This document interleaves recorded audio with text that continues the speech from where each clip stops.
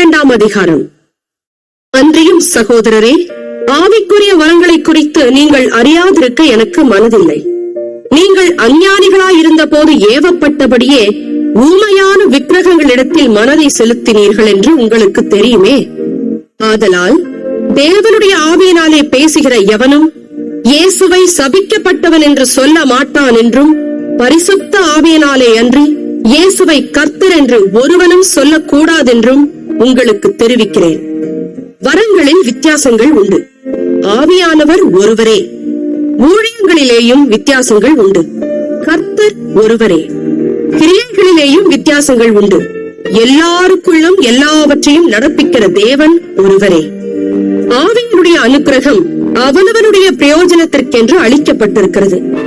எப்படியெனில், ஒருவனுக்கு ஆவியினாலே ஞானத்தை போதிக்கும் வசனமும், வேறொருவனுக்கு அந்த ஆவியினாலேயே அறிவை உணர்த்தும் வசனமும், வேறொருவனுக்கு அந்த ஆவியினாலேயே விசுவாசமும், வேறொருவனுக்கு அந்த ஆவியினாலேயே குணமாக்கும் வரங்களும், வேறொருவனுக்கு அற்புதங்களை செய்யும் சக்தியும், வேறொருவனுக்கு தீர்க்க தரிசனம் உரைத்தலும், வேறொருவனுக்கு ஆவிகளை பகுத்தறிதலும், வேறொருவனுக்கு பற்பல பாஷைகளை பேசுதலும், வேறொருவனுக்கு பாஷைகளை வியாக்கியானம் பண்ணுதலும் அளிக்கப்படுகிறது.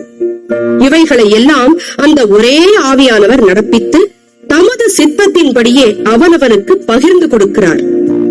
எப்படியெனில், சரீரம் ஒன்று, அதற்கு அவயவங்கள் அநேகம். ஒரே சரீரத்தின் அவயவங்கள் எல்லாம் அநேகமாயிருந்தும் சரீரம் ஒன்றாகவே இருக்கிறது. அந்த பிரகாரமாக கிறிஸ்துவும் இருக்கிறார். நாம் யூதராயினும் கிரேக்கராயினும் அடிமைகளாயினும் சுயாதீனராயினும் எல்லாரும் ஒரே ஆவியினாலே ஒரே சரீரத்திற்குள்ளாக ஞான ஸ்நானம் பண்ணப்பட்டு எல்லாரும் ஒரே ஆவிக்குள்ளாகவே தாகம் தீர்க்கப்பட்டோம். சரீரமும் ஒரே அவயவமாயிராமல் அநேக அவயவங்களாயிருக்கிறது. காலானது நான் கையாயிராதபடியினாலே நான் சரீரத்தின் அவயவம் அல்லவென்றால் அதனாலே அது சரீரத்தின் அவயவமாயிராதோ? காதானது நான் கண்ணாயிராதபடியினாலே நான் சரீரத்தின் அவயவம் அல்லவென்றால் அதனாலே அது சரீரத்தின் அவயவமாயிராதோ? சரீரம் முழுவதும் கண்ணானால் செவி எங்கே?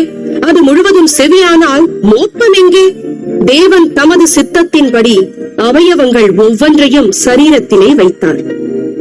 அவையெல்லாம் ஒரே அவயவமாயிருந்தால் சரீரம் எங்கே? அவயவங்கள் அநேகமாயிருந்தும் சரீரம் ஒன்றே.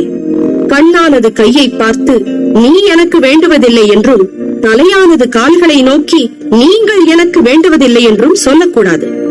சரீர அவயவங்களில் பலவீனம் உள்ளவைகளாய் காணப்படுகிறவைகளே மிகவும் வேண்டியவைகளாய் இருக்கிறது. மேலும் சரீர அவயவங்களில் கனவீனமாய் காணப்படுகிறவைகளுக்கே அதிக கனத்தை கொடுக்கிறோம். நம்மில் லட்சணம் இல்லாதவைகளே அதிக அலங்காரம் பெறும். நம்மில் லட்சணம் உள்ளவைகளுக்கு அலங்கரிப்பு வேண்டியதில்லை.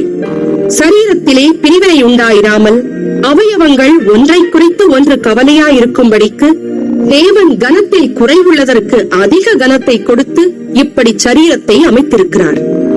ஆதலால் ஒரு அவயவம் பாடுபட்டால் எல்லா அவயவங்களும் கூட பாடுபடும். ஒரு அவயவம் மகிமைப்பட்டால் எல்லா அவயவங்களும் கூட சந்தோஷப்படும். நீங்களே கிறிஸ்துவின் சரீரமாயும் தனித்தனியே அவயவங்களுமாயும் இருக்கிறீர்கள்.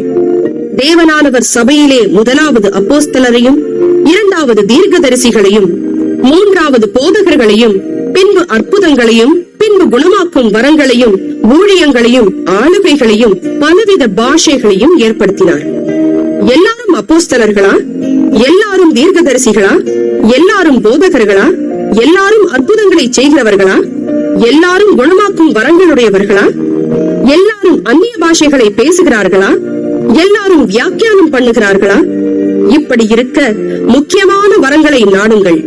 இன்னும் அதிக மேன்மையான வழியையும் உங்களுக்கு காண்பிக்கிறேன்.